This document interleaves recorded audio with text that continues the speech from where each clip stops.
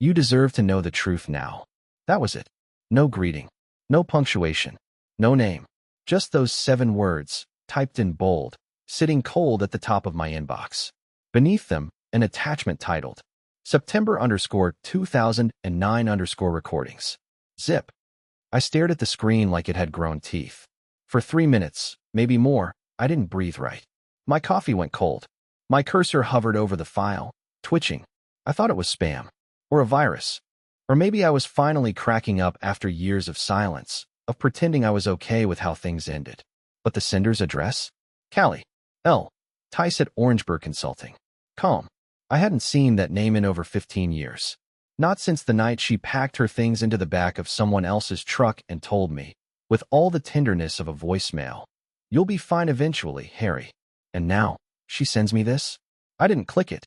Not yet. My hands were sweating like I was back in high school, trying to call a girl from a landline. Instead, I opened a blank notepad file. I typed, "Why now?" No answer.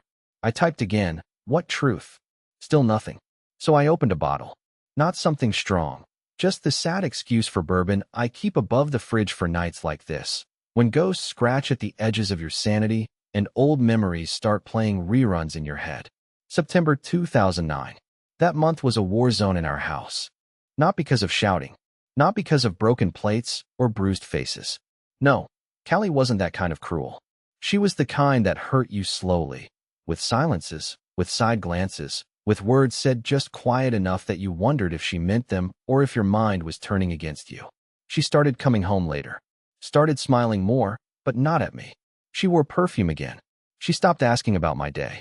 Stopped noticing when I stopped eating. Stopped wearing her ring. But I didn't leave. I didn't even ask. Because I knew. And knowing felt safer than hearing it out loud. I spent that whole month pretending I had the flu just to sleep on the couch. I told her it was a cough. But really, it was that I couldn't stand the idea of her body turning toward me at night while her mind turned toward someone else. Now she sends me a zip file. That night, I finally opened it. 5 audio clips. All dated between September 14th and 27th, 2009. The first one was 37 seconds long. It started with silence and ended with a voice I hadn't heard in over a decade. My voice. And then his. And the sound of her laugh in the background. That's when my stomach dropped, because I suddenly remembered something I hadn't thought about in 15 years. A lamp. A tiny, cheap IKEA lamp with a blinking red light I always assumed was broken. It wasn't broken. It was recording. She recorded me. And someone else. In my own house. And whatever the next 4 files held, I wasn't sure I wanted to hear them. But I did. I listened to all of them. And by the time I got to the final clip, I realized Callie hadn't left me because she stopped loving me. She left because she was terrified of what she'd done. And who else knew? I didn't sleep that night. I didn't even try. I sat there in the dim kitchen with my laptop glowing like an interrogation lamp, the cheap bourbon pooling in the bottom of a mug I didn't remember pouring. The audio files, all 5 of them, sat in a folder I couldn't stop staring at. Like they were alive. Like they were ticking. I'd already played the first one. My voice, distant, strained, saying something about ordering Thai food. Then another voice, his, chuckling in the background.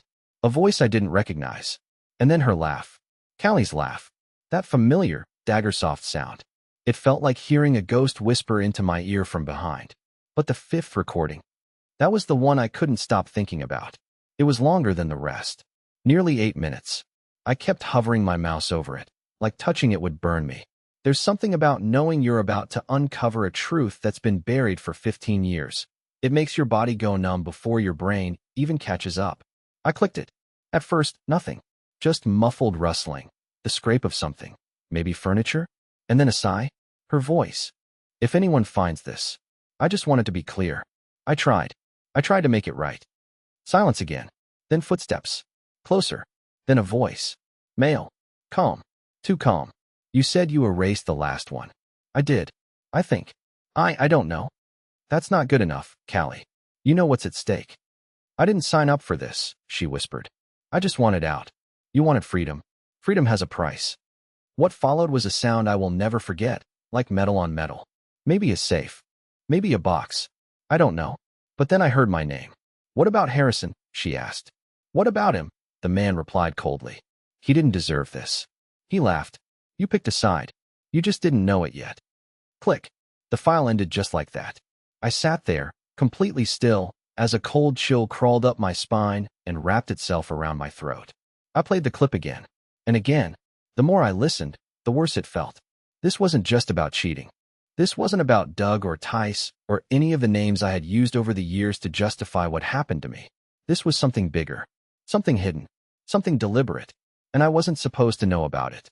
I closed the laptop and sat back, staring at the ceiling, suddenly aware of how loud the silence in my house was. All the years I spent thinking I was just the disposable husband, the replaceable mistake, the emotionally clumsy guy who lost the perfect woman to someone better. It had all been easier to believe than the possibility that there had been something else behind the curtain. Why now? Why send me this? And what exactly had I never been told? I went back to the envelope, still sitting on the table where I'd dropped it. Flipping it over, I noticed something I hadn't before, a faint imprint in the paper, like someone had written something on top of it, and the pressure left a mark. I grabbed a pencil and began to shade over it gently, like I had seen in those crime shows. It revealed a name. D. Everly. Never heard of them. But now I had a name, a voice, and the unmistakable feeling that whatever I thought my divorce was about, betrayal, abandonment, heartbreak, was just the surface of something infinitely darker. And maybe I had been closer to danger than I ever realized.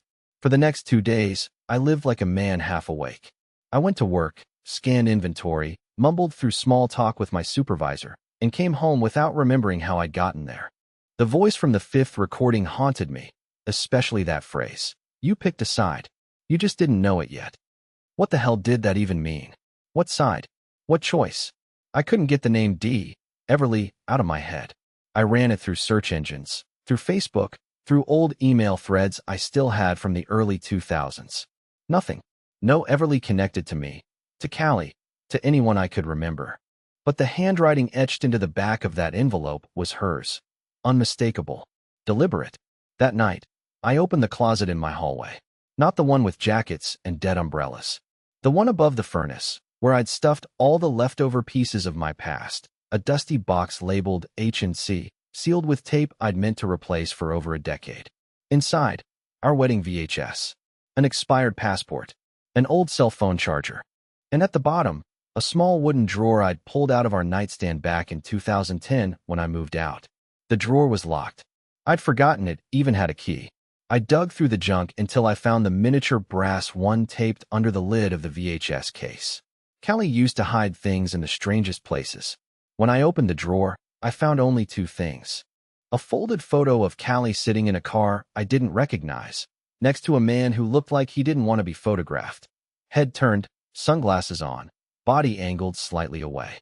And beneath the photo, a sealed envelope. No address, no stamp, just a single word on the front, written in her handwriting. If something happens. I sat down. My knees felt weak. I hesitated for a long time before opening it. Inside was a short letter. Not a confession exactly, but something between an apology and a warning. No date, no salutation, just the following. If you ever read this, it means something slipped. Maybe I got sloppy. Maybe you started digging. You were never supposed to be part of this. You weren't even supposed to hear the recordings. They were for leverage. I didn't know how far it would go, Harry. I swear I didn't. I thought I was just protecting myself. I didn't mean for it to end like this. If you find the name D. Everly, walk away. I'm begging you. There are people who still watch. Still listen. Still clean up loose ends. And Harry, if you're angry, good. Stay angry. Anger keeps you from asking more questions. I read the letter 5 times. Then I threw up in the sink. For 15 years I thought she left me because I wasn't enough. Because I didn't buy flowers. Because I was tired and anxious and forgetful. I thought she left me for someone else because I was disposable. Replaceable. But now I wasn't even sure if she had been in control of the decision. What kind of woman writes a letter like that and hides it away like a will? Who was this D. Everly? What did she mean by leverage? Was I just collateral? The worst part? I couldn't ask her. Not yet. I hadn't answered the original message. And she hadn't followed up. Not until the next morning. I was brushing my teeth when I heard the envelope slide under my door. I rushed over, heart racing, and found a plain piece of paper inside. Typed. Clean. Precise. This isn't over. Stop digging, Mr. Vellner. or someone else will start digging for you. No signature, just those words. And that was when I realized this had nothing to do with divorce anymore. This was about something else entirely. And someone had been watching me, probably for a very long time. I didn't call the cops. What was I going to tell them? That my ex-wife sent me an old zip file, and now someone slid a threatening note under my door? That I found a letter in a drawer I forgot existed, warning me about a mystery person with an ominous initial? I could already hear the dispatch operator sighing, waiting for me to admit I'd been watching too many Netflix thrillers. But the threat wasn't something I could just shake off. I held the paper under the kitchen light again, looking for smudges, fingerprints, anything. Nothing. It wasn't handwritten. It had been printed. The font was sterile. The kind of font you see in ransom notes in movies where no one's supposed to trace the ink back to a person. And that line, someone else will start digging for you. It wasn't metaphorical. It felt pointed. I didn't sleep that night either. Second night in a row. My mind wouldn't shut off. Every sound outside made me flinch. A car passing. My neighbor slamming her trash lid. A cat yowling near the gutter. I couldn't tell what was normal anymore and what might be someone watching me. At 2:47 a.m., I did the one thing I promised myself I wouldn't. I texted Callie. I got the message. The recordings. The letter. We need to talk. In person. I stared at the screen for a solid 30 minutes before I saw the little typing bubble pop up. And then vanish. Then pop up again. Then finally, the message. You opened it? I replied, yes. She waited. Then answered. Then I need to tell you everything. But not over the phone. And not in public. You remember the bridge near Marble Hill? The old freight tunnel? I hadn't been there in 20 years. It was the kind of place teenagers used to go to smoke or sneak kisses away from parents. It had long since been sealed off, or so I thought. But I knew where she meant. And I knew she wouldn't have picked it unless she was scared to be seen. We met the next night. I parked 2 blocks away and walked the rest. The bridge still creaked when trucks drove over it. The tunnel was technically blocked with a do not enter sign and a chain link gate, but the side fence was bent, just enough to crawl through. Callie was already there. Hoodie pulled up, hair tucked back. She looked thinner than I remembered, paler, as if the last 15 years had hollowed her out from the inside. But her eyes, they were wide, sharp, alive, and terrified. Before I could speak, she held up a hand. Don't say his name out loud, she whispered. Not here. I swallowed. Everly. She flinched. Actually flinched. Jesus, Harry. You wrote it in a letter. I didn't think you'd find it. You duct-taped a manila envelope to my door, Callie. That's not subtle. She let out a long, trembling breath. I shouldn't have sent it. I'm sorry. I panicked. About what? She looked down. About him. About what we did. I felt something tighten in my chest. What you did, you mean? Her eyes darted up to mine. No, Harry. What we did. You just didn't know.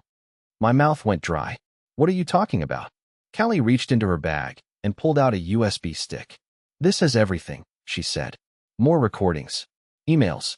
Names. Accounts. It's why I left. It's why I had to make you hate me. Because if you stayed close to me, you would have gotten pulled in deeper. What does that mean? I asked, my voice cracking a little. She stepped closer.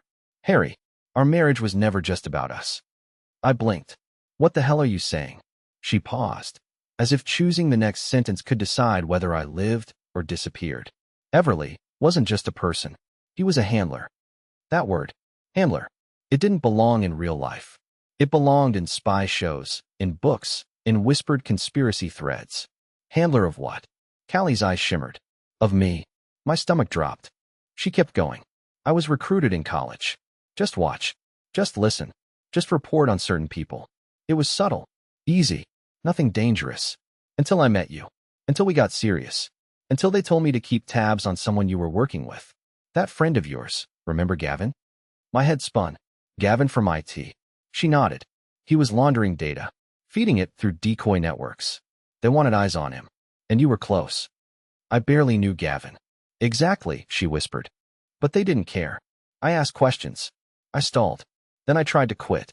That's when they threatened to expose me. And you. I was protecting you, Harry. You protected me by destroying me. I snapped. I know, she said, tears forming. I had to make you hate me.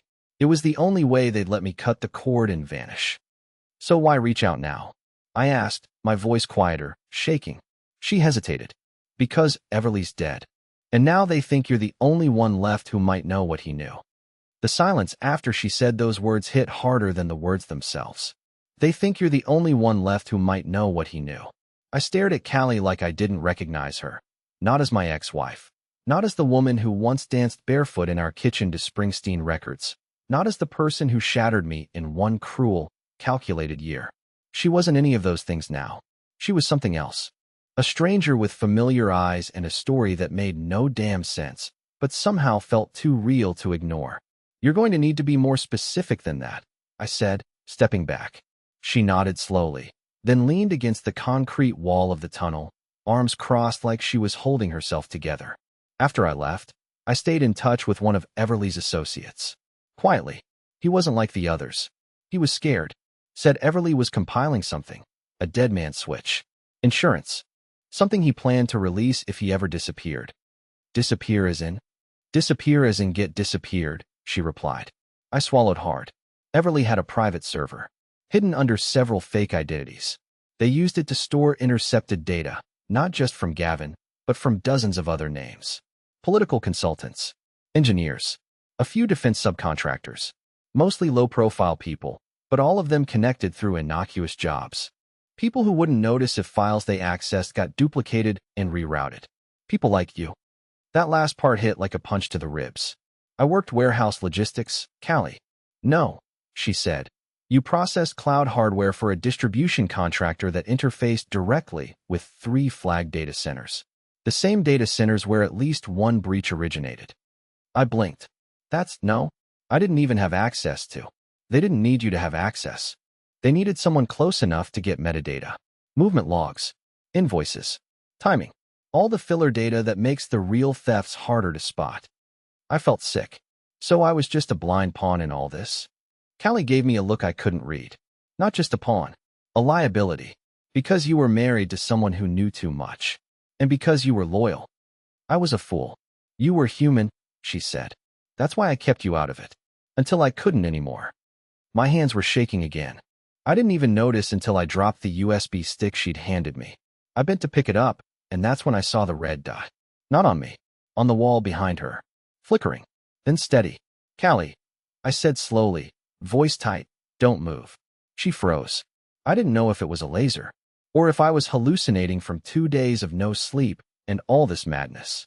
But the moment I saw that dot drift across the wall like a serpent testing the air, my body went cold. And then the sound came.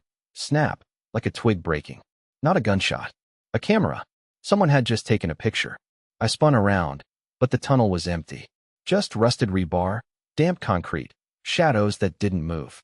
Callie grabbed my arm. We have to go? Now. We crawled back through the bent fence, hearts pounding, breath shallow. I thought we'd run together, but the moment we reached the sidewalk, she stopped. I can't come with you, she said. What are you talking about?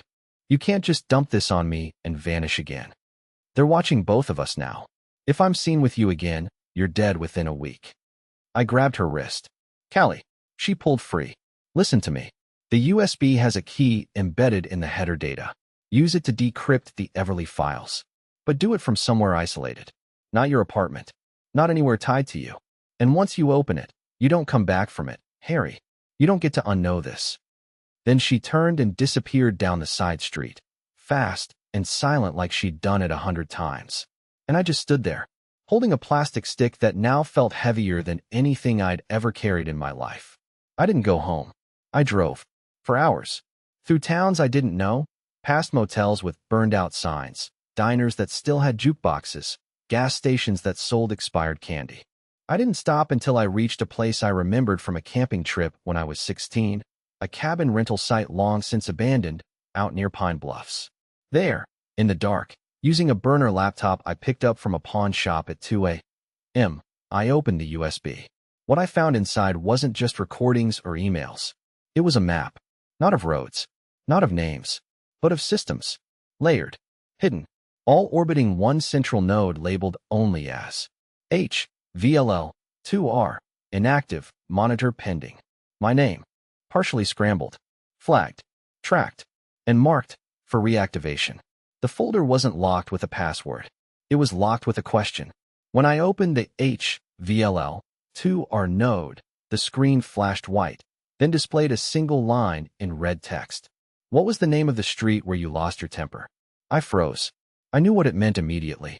There had only ever been one time I truly lost control. Not yelled, not snapped, but broke. It was the week after Callie left. I was still reeling, still drunk every other night, and I'd taken a drive down to a place called Dunley Avenue, a dead-end street near the old hardware store where we used to argue in the car like strangers trapped in a glass box. That night, I screamed into my steering wheel until my throat gave out and smashed the dashboard with my fist hard enough to fracture 2 fingers. No one knew that but me. I typed, Dunley. The screen blinked, then opened the gateway to a directory titled Blackroot/Harvest Phase 03. Inside were subfolders labeled in shorthand, most just alphanumeric gibberish. But one of them, one had my birth year, 1972_HV. I clicked it. What I found inside erased any last doubt that this was something far, far beyond personal betrayal. The folder contained archived audio from my phone, calls I don't even remember making, conversations with coworkers, my voicemail to Callie from the night she left, the one I thought had deleted itself when my cell plan got cut. Even more disturbing were video feeds. At first I thought they were security cameras, but then I realized they were from inside my apartment. Different angles, different days, same layout. My kitchen, my hallway, my bedroom, footage of me brushing my teeth, sitting in silence, eating cereal straight from the box. And then came the oldest file, dated March 15th, 2011.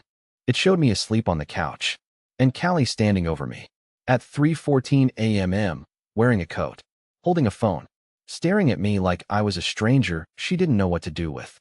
Then, slowly, she bent down and placed something beneath the couch cushion. I never noticed, never felt it. The screen flickered and the video cut out right as she turned to the camera and winked. I pushed the laptop away like it had burned me. My pulse thundered in my ears. What the hell had I been living in? What kind of game had I been part of without ever consenting to the rules? I tore the couch cushions apart, not even thinking, just moving on instinct. My hands dug into the fabric, foam, springs, until I hit something sharp taped to the inner frame. A plastic microdrive. The kind you only see in spy movies or old documentaries on Cold War defectors. I held it up to the light. Etched into the plastic with a nail or knife were 3 letters. Voss. The name didn't mean anything to me. But when I plugged it into the burner laptop, a text file opened automatically. If this file has opened, I'm either dead, compromised, or about to run. Whoever finds this, you were not meant to. But if you've seen the HVLL node, you're already marked. The protocol is active. You can't go back to your life. Not now. Not ever. Don't contact anyone. Don't ask questions. Burn this drive. Leave the state. And if you see a white van parked across from your house for more than 2 days, run. I didn't breathe. For a full minute, I didn't breathe. And then I did the one thing I swore I wouldn't do. I looked out the window. It was there, parked across the gravel drive. White. No markings. No plates. Engine cold. No one inside. Or at least, no one visible. Just sitting there. Waiting. Watching. That's when it hit me. I hadn't been remembering the past wrong. I had been living in a designed version of it. Curated. Monitored. Controlled. And whatever Callie had been caught in, I was now part of it. Not by choice. By association. And someone out there had kept my life on file like a draft email they never sent. I was no longer wondering why she came back after 15 years. I was starting to wonder how many more years I had left. I didn't go back inside. I grabbed the burner laptop, shoved the micro drive into my coat pocket, and got in the car without thinking. The white van didn't move, didn't twitch, no engine hum, just sat there like it had all the time in the world. I drove away slowly, watching it shrink in the rearview mirror. It didn't follow. Not yet. I drove west, no destination in mind, just away. Every gas station I stopped at, I checked the reflections in the windows. Every diner I stepped into, I chose a seat with my back to the wall. I didn't have a plan. I didn't even have a full tank. I was a man running with a weapon he didn't know how to fire, from enemies he couldn't even name. Somewhere outside Rawlins, Wyoming, in a motel with yellowed curtains and a flickering bathroom light, I opened the drive again. This time, deeper in the folders, I found a directory labeled VUS_parents/1971 1973. My hands trembled as I opened it. Inside were PDFs, grainy scanned images, heavily redacted files, and surveillance photographs. At first, nothing made sense. Just names, dates, coordinates. Then I saw it. Valentine Observation Study, VOS. Reclassified Phase 4 Summary. It was a government file, dated 1986. I started reading. Turns out, Project VOS was originally developed under the guise of a behavioral study, meant to observe inherited adaptive responses to controlled stress environments. But as I read deeper, it became clear what it really was, a generational profiling experiment. They weren't studying mice. They were studying families, children, from birth, following them, collecting data, not for science, but for predictive social control modeling. They were trying to forecast rebellion, to identify which people, raised under certain conditions, might one day threaten larger infrastructures, not with weapons, but with ideas, with influence, with defiance. And my name wasn't in the study as a test subject. It was in it as the child of one. My mother, Evelyn Vellner, had been monitored since 1972. She was part of a community testing group in Vermont, selected after placing high on adaptive integrity matrices, whatever that means. She never told me anything. She died when I was 16 in a car accident I always thought was strange. No police photos, no autopsy report, just a closed casket and a warning from my uncle to let it go. Now I was starting to understand why. There was one last image in the folder. A photo taken in 1992. I must have been about 19. It showed me sitting outside a bookstore on campus, headphones on, sketching in a notebook. I remember that day. I remember that exact bench. I never knew someone had taken a picture. But there was something worse. In the corner of the photo, barely visible, was a figure in a long coat, standing behind a newsstand. And beneath it, typed in all caps, Asset Vellner unrecognized contact. Everly, unconfirmed. Continue passive tracking. Do not engage. My stomach dropped. They'd been watching me since before I ever knew Callie. Before I ever worked with Gavin. Before I'd ever heard the name Everly. I hadn't been pulled into something by accident. I'd been born into it. The USB drive went dead after I closed that file. A message flashed. Encryption protocol 3x, A inactive. Self-lock in 0.30". It gave me 30 seconds to copy anything. I didn't move. I didn't want any more. I let it die. The next morning, I woke up to a knock on the motel door. I hadn't told anyone where I was. I hadn't used my name. I'd paid cash. I held my breath and looked through the peephole. No one. Just a keycard envelope taped to the door. Inside was a printed photo of me, from last night, standing by the motel ice machine. In the corner, written in blue ink. You've seen enough. Now choose. Go silent, or go missing. And underneath that, a number. Just one. Callie's handwriting. Again. I stood in the motel doorway for a long time, holding that photograph in my hand. It was cold. Not just the paper, but the air, the weight of everything I'd learned over the past week. The sensation that my entire life had been playing out on a screen somewhere while I lived it, clueless and small. But the message scribbled in blue ink was simple. 2 choices. Go silent, or go missing. And below it, Callie's handwriting. Her real handwriting. The way it curled a little at the G and dragged the tail of her Y. Not forged. Not faked. Hers. I didn't call the number. Not right away. Instead, I packed up my few things. I drove south for almost 14 hours, stopping only to gas up and grab a gas station sandwich I never ate. The whole time, I thought about the 15 years I spent building a life around a wound. A life that wasn't even fully mine. Just a simulation fed by bad memories, pain I never questioned, and a version of the truth that had been edited, curated, and repackaged for my own protection, or so they told themselves. That night, I drove to the ocean. I'd always wanted to live near water. Not because I liked swimming, I actually hate it, but because I liked the idea of something constant. Something big enough to make everything else feel small. I sat on the beach until sunrise. And then, just as the tide started to pull back, I dialed the number. She answered on the first ring. You're alive, Callie said softly. She didn't sound surprised. She sounded relieved. I know everything, I told her. I know. I found the files. The drive. The photos. Pause. And, I want out, I said. Not just from the surveillance. From all of it. I'm done being a ghost in my own story. I don't want revenge. I don't want to expose anything. I don't want justice.